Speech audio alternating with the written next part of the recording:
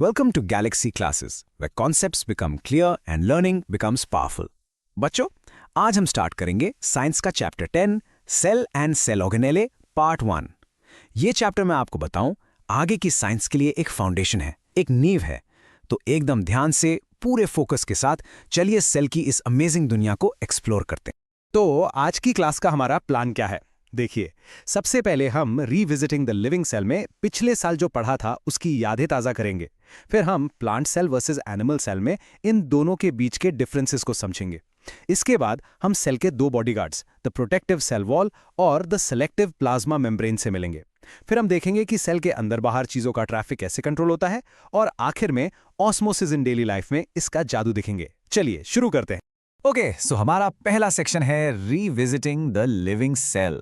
बच्चों, जैसे एक बिल्डिंग बनाने से पहले फाउंडेशन मजबूत करना जरूरी होता है ना, बिल्कुल वैसी आगे के टॉपिक समझने से पहले चलो सेल के बेसिक्स को एकदम क्रिस्टल क्लियर कर लेते हैं।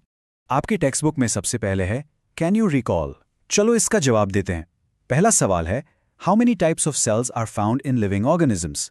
याद कीजिए, ब्रॉडली दो तरह के होते हैं, प्रोकैरियोटिक सेल्स और यूकैरियोटिक सेल्स। और अगर हम प्लांट्स और एनिमल्स की बात करें तो प्लांट सेल्स और एनिमल सेल्स। दूसरा सवाल, which instrument had you use to observe cells. ये तो बहुत आसान है। सेल्स इतने छोटे होते हैं कि हम उन्हें नंगी आंखों से नहीं देख सकते, इसलिए हम यूज करते हैं, बिल्कुल सही, अ माइक्रोस्कोप। अब टेक्स्ट बुक की इस लाइन पर ध्यान दो, ये 1 मार्क की डेफिनेशन है। Cell is the structural and functional unit of living organisms.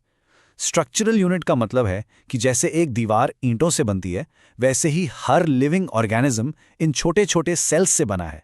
ये हमारी बॉडी का स्ट्रक्चर बनाते हैं।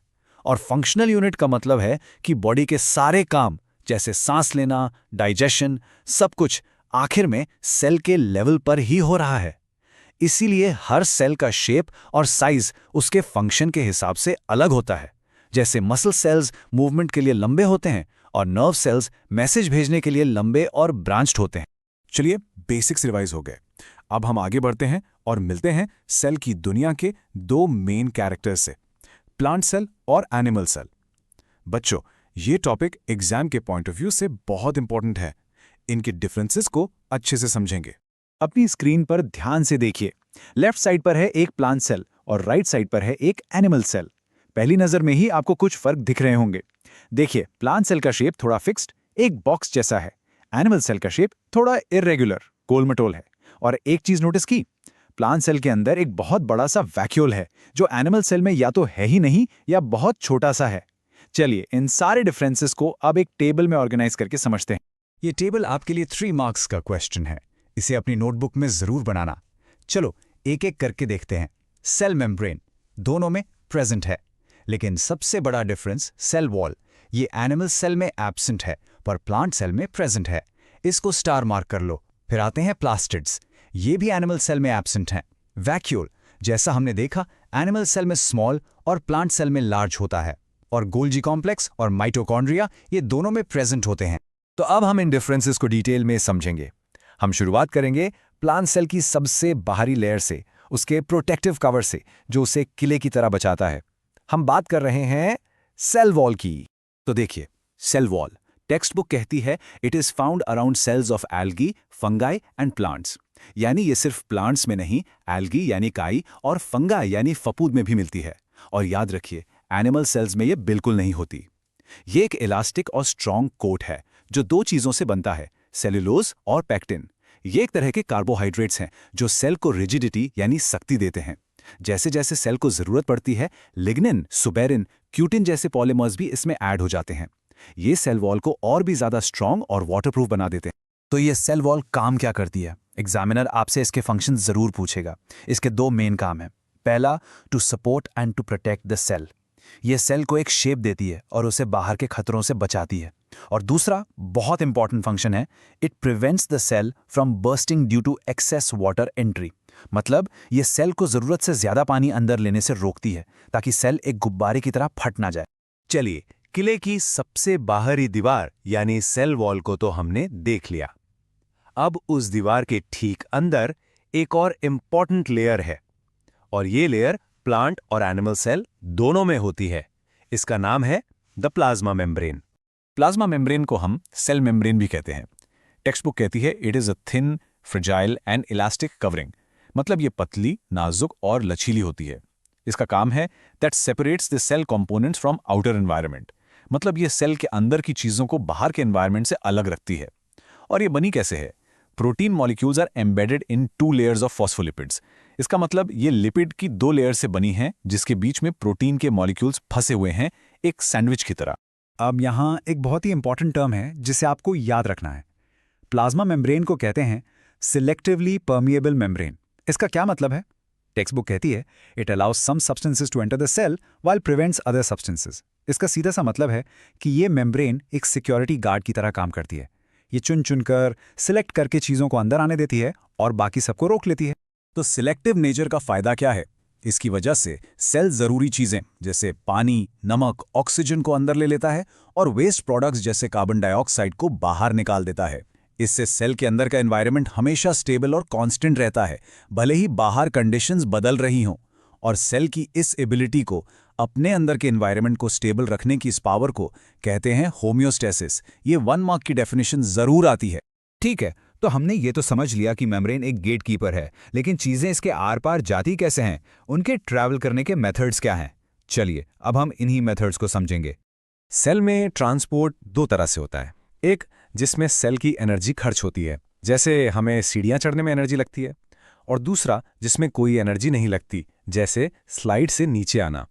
एनर्जी खर्च करने वाले प्रोसेस हैं एंडोसाइटोसिस, जिसमें सेल बाहर से चीजें खाता या निगल लेता है, और एक्सोसाइटोसिस, जिसमें सेल अपने अंदर का कचरा बाहर निकालता है। और बिना एनर्जी वाले प्रोसेस हैं डिफ्यूजन, जिसमें O2, CO2 आराम से ट्रैवल करते हैं, और दूसरा है ऑस्मोसिस, जो सिर्फ पानी का मूवमेंट। अब हम सबसे इंपॉर्टेंट ट्रांसपोर्ट प्रोसेस पर फोकस करेंगे जो बिना एनर्जी के होता है। ये एक ऐसा प्रोसेस है जो आपकी बॉडी के हर सेल में इसी वक्त हो रहा है। चलिए अब ऑस्मोसिस की डेफिनेशन को ठीक से समझते हैं। टेक्स्ट बुक कहती है the travelling of water from a part with more water to a part with less water through a selectively permeable membrane is osmosis. इसमें 3 बातें याद रखनी है। पहला, यह सिर्फ पानी का मूवमेंट है। दूसरा, पानी हमेशा ज्यादा पानी वाली जगह से कम पानी वाली जगह जाता है। और तीसरा, ये मूवमेंट एक सिलेक्टिवली परमिएबल मेम्ब्रेन के थ्रू ही होता। आपके बुक में 2 बहुत ही अच्छे एग्जाम्पल्स हैं। पहला, अगर आप कुछ किशमिश को पानी में डाल दें तो क्या होगा? वो फूल जाती हैं, स्वेल हो जाती हैं। क्यों? क्योंकि किशमिश के अंदर पानी कम था और बाहर पानी ज्यादा था, तो ऑस्मोसिस की वजह से पानी बाहर से किशमिश के अंदर चला गया। दूसरा example, wooden doors fit very tightly in rainy season. बारिश के मौसम में लकड़ी के दरवाजे फूल जाते हैं, है ना? ये भी ऑस्मोसिस है।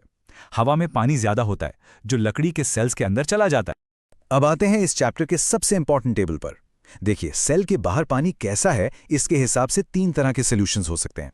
पहला, आइसोटोनिक सॉल्यूशन। आइसो का मतलब सेम। जब सेल के अंदर और बाहर पानी बराबर हो तो पानी कहीं नहीं जाएगा और सेल नॉर्मल रहेगा। दूसरा, हाइपोटोनिक सॉल्यूशन। हाइपो मतलब कम। जब बाहर पानी ज्यादा हो तो पानी बाहर से सेल के अंदर आएगा, इसे कहते हैं एंडोस्मोसिस, और इससे सेल फूल जाएगा। तीसरा, हाइपरटोनिक सॉल्यूशन। हाइपर मतलब ज्यादा। जब बाहर पानी कम हो तो पानी सेल से बाहर निकल जाएगा, इसे कहते हैं एक्सोस्मोसिस, और इससे सेल बेचारा सिकुड़ जाएगा, जिसे हम प्लाज्मोलोसिस कहते हैं। अब जो हमने टेबल में पढ़ा उसे इन डायग्राम्स में देखिए। जब प्लांट सेल को हाइपोटोनिक सॉल्यूशन में डाला, वो पानी से फूल गया, पर अपनी इस सेल वॉल की वजह से फटा नहीं। लेकिन जब एनिमल सेल को हाइपोटोनिक सॉल्यूशन में डाला तो उसके पास सेल वॉल नहीं है, इसलिए वो बेचारा फट गया। और हाइपोटोनिक सॉल्यूशन में देखिए, दोनों ही सेल से पानी बाहर निकल गया और वो सिकुड़ गए हैं। ये डायग्राम बेस्ड क्वेश्चन एग्जाम में जरूर आता है। तो बच्चों, इसके साथ हमने पार्ट 1 के सारे टॉपिक्स कवर कर लिए हैं। चलिए क्लास खत्म करने से पहले एक क्विक रिकैप करते हैं और सारे इंपॉर्टेंट पॉइंट्स को अपने दिमाग में अच्छे से बिठा लेते हैं। एग्जाम में अच्छे मार्क्स के लिए इन पॉइंट्स का ध्यान रखिए। 1 मार्क के लिए डेफिनेशंस आएंगी, जैसे होम्योस्टेसिस, ऑस्मोसिस और प्लाज्मोलिसिस। 2 या 3 मार्क्स के लिए आपसे सेल वॉल के फंक्शंस या प्लांट और एनिमल सेल के बीच डिफरेंस पूछ सकते हैं। और हाँ, हाइपोटोनिक और हाइपोटोनिक सॉल्यूशन का कॉन्सेप्ट जरूर आएगा। और डायग्राम्स की प्रैक्टिस करना बिल्कुल मत भूलना। This lesson was brought to you by Galaxy Classes, created only for study and concept clarity. Like, share, subscribe and press the bell icon for further notifications.